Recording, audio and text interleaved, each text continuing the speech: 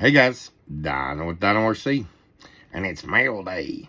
And we've got some stuff here from Earl's RC Lanyards, donated to us for our autism auction.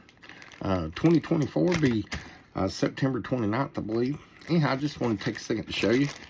I don't know if y'all have seen any of the stuff that Earl makes, but it's really awesome.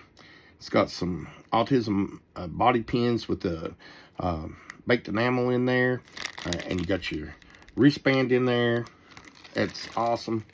He's got a lanyard in there, and he sent us 2 of those and 2 of these. These will be up at the end of the month. And a new product that I haven't seen from Earl's yet. Look at that bling. I'm telling you what, comes with the Earl's patch. It's got your autism there. I'm telling you what, this thing is nice, and this is like when you put over your shoulder or wear it around your hip. This thing's awesome. It's got all kinds of little doodads on it to tie off to. We really appreciate Earl, everything he does, not only for Dino RC, but for everybody through the hobby. Get on Facebook, check him out. If you haven't seen some of Earl's lanyards, they're awesome. Get on there, check out Earl, give him some love, and you never know. One of these days, you might see me or Earl on the rocks.